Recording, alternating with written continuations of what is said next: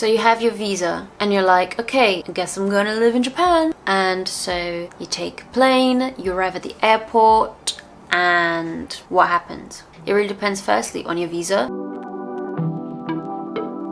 If you are on a working holiday visa or a working visa that is 6 months plus, and it is your first time entering the country, you will receive a little card that is called a Zairyu card, also known as a foreigner's card. The foreigner's card back in the day used to be called an alien card. But you know, we're not aliens.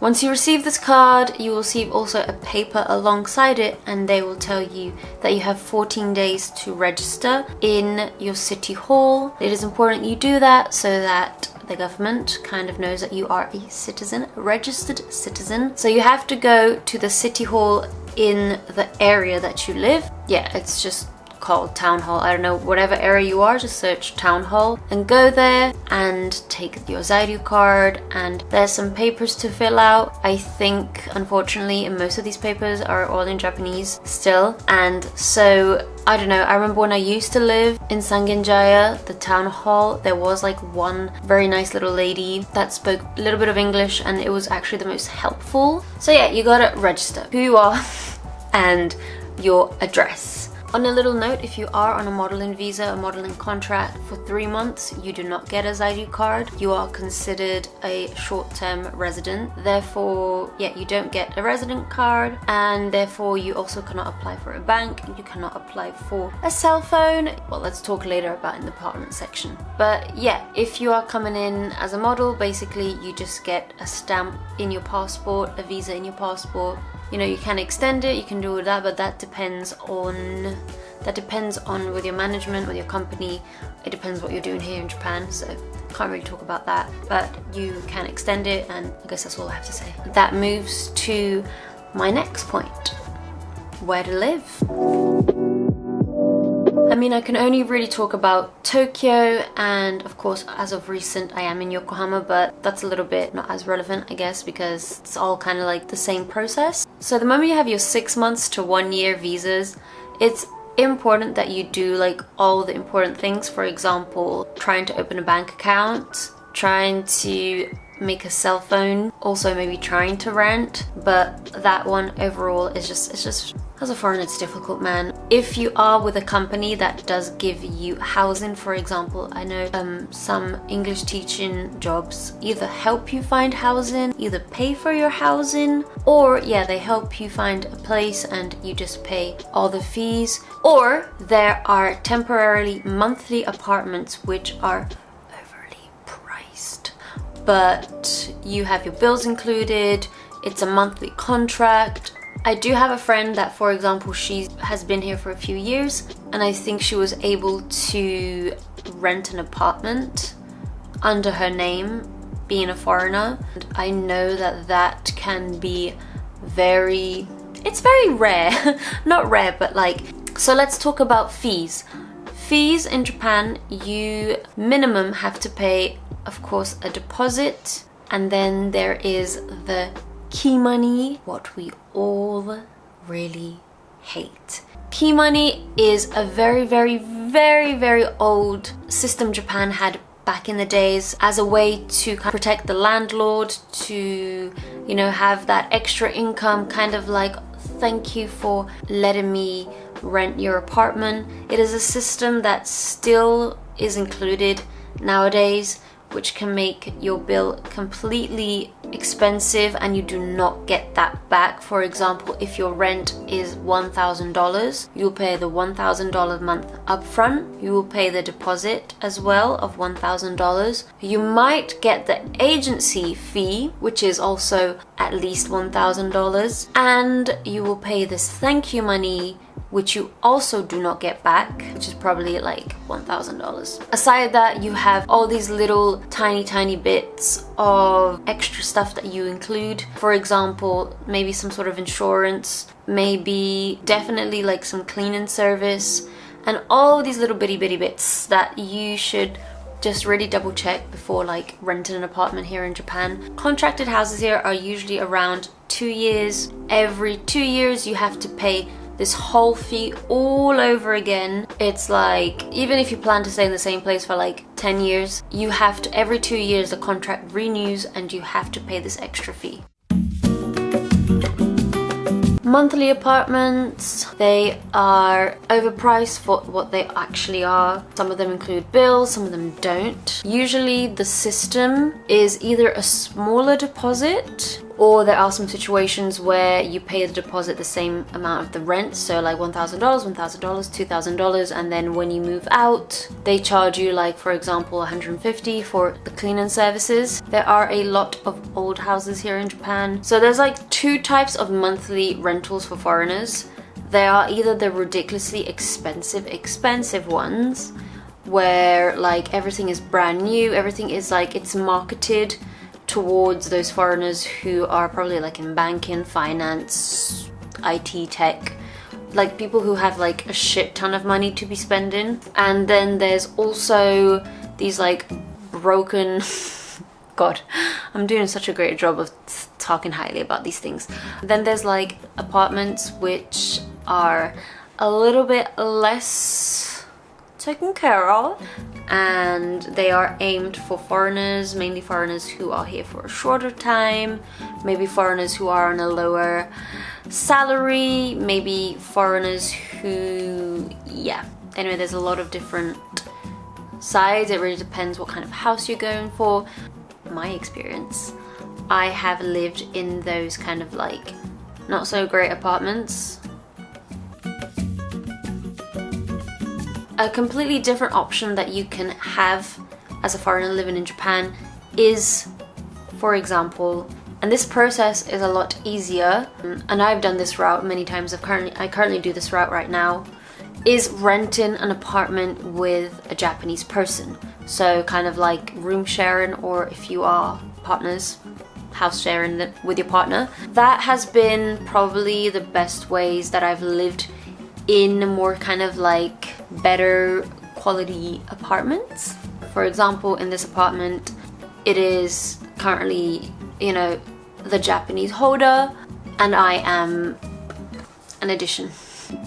That's just how it is. I'm just gonna be real. That was like the easiest.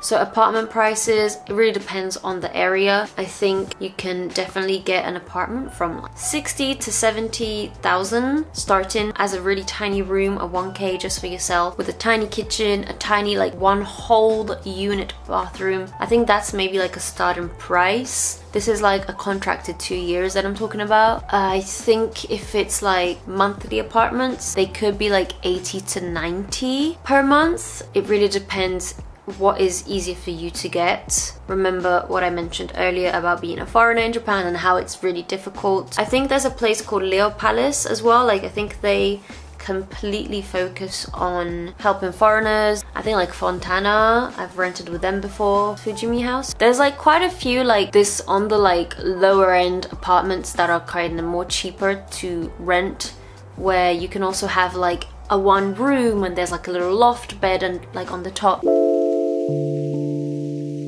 So banking, like I said, if you are on a 6 months and less, it is a lot more difficult for you to get a bank account, because most banks, they ask you for a zairyu. It's the Japanese ID kind of form for foreigners. Usually whenever you make a bank account, you need to have at least minimum of 6 months. So just go straight to the bank. And as for bank, there's so many types of banks to go to. I eventually was able to change agencies, change company, and I got my very first long-term visa, and that was incredible. I was like, wow! I was able to get a phone, I was able to get a bank account. Be prepared. Japan is not prepared to have English services to help you. So I usually always brought either a manager or a friend. Even just recently I had like a problem with my bank account and I had to take Ami because it's so difficult. Like, yes, I can communicate in Japanese, but like, you know, Ami said that even for her as a Japanese citizen, like, she's like, well, this is so complicated. So you will get a cash card, but recently you can also get a debit card. Oh my god, when I first moved here, it was so hard to get a debit card because Japan only believed in cash cards or credit cards. So debit wasn't really a thing. But yeah, now they have debit cards, so I think you're gonna be fine.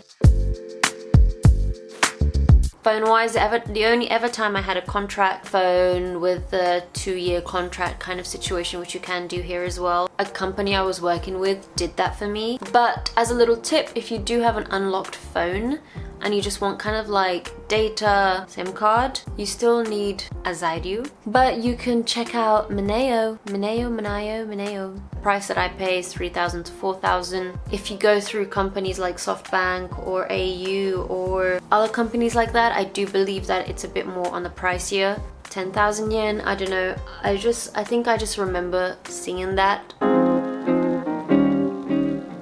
Groceries, I think if you come from like a Western country and you're used to eating more Westernized food, you can still eat that here, of course. I mean, you're in Japan, you have a whole range of tastes, just different kind of vegetables even, quality of fruits, even though fruits are, I don't know, kind of expensive here. You just have a whole like variety of stuff to try from, so I really recommend if you know how to cook, or maybe even like be curious to learn how to cook. There are so many like different condiments, different, you know, like soy sauce, ponzu, gomadare. So I think try to like venture, like how would a more like local person eat? Not only will it be a little bit cheaper because you're eating more like Japanese produce. Grocery wise, I think me and my fiance right now, I think we probably spend around 20,000, 30,000 yen. It really depends. If you ever watch my daily life videos, my what I eat in a day videos, I think we eat quite healthy. We don't really like hold back, like we eat very good high quality foods as well. We eat a lot of like whole foods. If you are with companies like English teaching companies, there are some companies that they pay for your transport. I believe like they can pay like up to 1,000 yen a day of your transport, which is awesome because depending where you live, it doesn't turn out to be that much. With modeling, sometimes you get companies that include the payment of your transport, sometimes you don't. But overall, I would say, I mean, of course, as of now, I haven't really been going out as much. Maybe let's say like 10,000 yen for transport. You can also consider getting a bike. Everybody bikes here. I don't have that anymore because where I live is super hilly and like for the last year I have not been cycling, so it's kind of sad.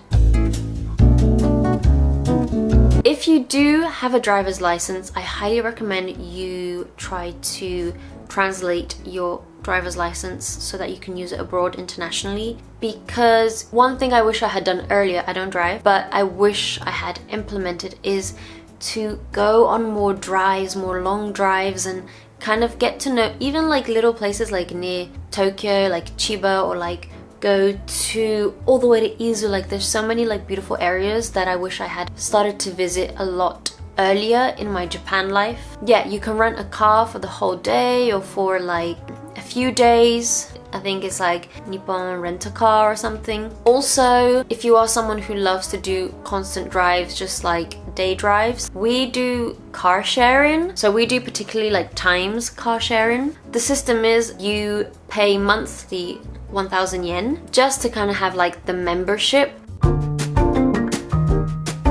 Let's talk social. I think if you're eating out at a restaurant, lunch sets, there's a lot of like 1,000 yen lunch sets, 1,800 yen lunch sets, which comes with like the food, the soup, the drink, the dessert. So look out for that because Japan does do a lot of lunch sets and I do find them very, very nice and worth it. Or just in general, food can start from like 1,000 yen. Alcohol here can start from 400, 500 a glass. Clubbing here, I mean, again, I know we're not clubbing right now, but clubbing here, Japan has a system where, for example, 2,000 yen, 3,000 yen, and sometimes you do get one free drink. And then again, the drinks in the club, they can be from 700 yen to 800 yen. Yeah, I think that is all. Thank you for watching my video. I have other videos. I have Japan life videos, I have what I eat in a day videos, I have travel videos, makeup videos, hair videos, all sorts of videos. I have so many fun videos. Please check it out. I will see you, yeah, I'll see you in my next video. Bye.